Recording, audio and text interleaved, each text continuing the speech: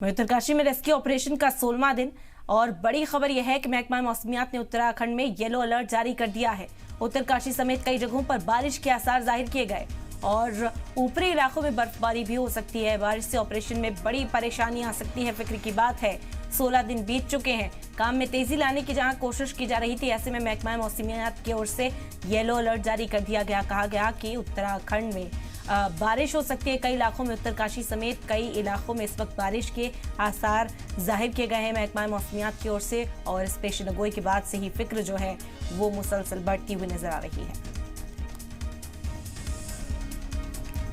और इस वक्त हमारे नुमाइंदा रामानुज जुड़ गए हैं, ज्यादा जानकारी हासिल करते हैं। रामानुज, मौजूदा सूरत हाल आपसे जानना चाहेंगे सबसे पहले।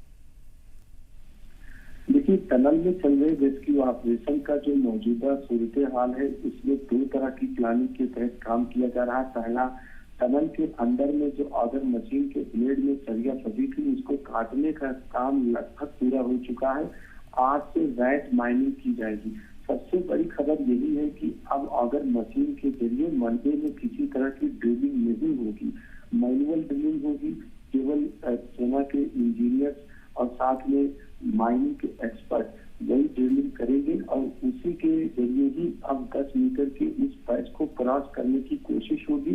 जिस पोर्शन पर मजदूर फंसे हैं, वहां तक पहुंचने के लिए केवल अब एक ही प्लान है, मैनुअल तरीके से ही ड्रिल किया जाएगा। पाइप 800 mm की है, उस पाइप को मशीन के जरिए पुश किया जाएगा, लेकिन किसी तरह से ऑगर मशीन का अब ब्लेड काम नहीं करेगा, उस पर काम नहीं किया जाएगा। यानी कि जो 10 मीटर का पैच है, अगर वो किसी तरह से 24 घंटे में या वो 20 घंटे में या उससे भी कम समय में पूरा हो जाता है, तो मजदूरों के जो टारगेट एरिया है, जहाँ पर वो जिस पोर्शन पर रुके हुए हैं, वहां पहुंच सकते हैं। ये भी कहा जा रहा था कि जब इंजीनियर्स और एक्सपर्ट उस टनल में 10 मीटर की दूरी पर वो काम कर रहे थे, तो जिस साइड में मजदूर फंसे हैं, उधर उनके काम उनकी आवाज भी लगभग सुनाई पड़ रही थी। बहुत ज्यादा तो नहीं, लेकिन ऐसा लग रहा था कि उधर कोई है। तो इस तरह से कह सकते हैं कि पैच बहुत ज्यादा हार्ड नहीं है, बहुत ज्यादा उसमें मलबा नहीं है, लेकिन टास्क इस बात का है कि इसमें आयरन, पाइप, लोहे की सरिया, कुछ टनल के कोच के सामान वो पड़े हैं, उनको काटने और उससे निकल करके आगे बढ़ने की दिक्कत है।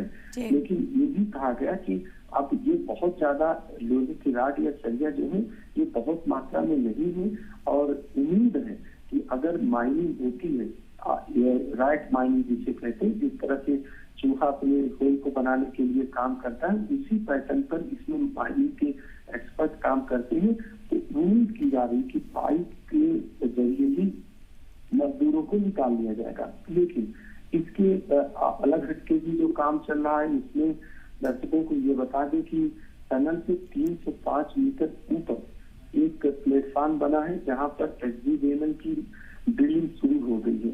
1.2 मीटर, लगभग 3 फीट से अधिक चौड़ाई का जो ड्रिलिंग हो रही है, वो अभी तक 30 मीटर हो चुकी है। लगभग उसको 86 मीटर होना है। तो इस तरह से अगर काम होगा तो उसका पूरा जो ड्यूरेशन दिया गया है टाइम, वो 4 दिन का है, जबकि 1 दिन गुजर चुका है। यानी 3 दिन का वक्त और बाकी है। ऐसे में ऊपर से भी ड्रिलिंग करके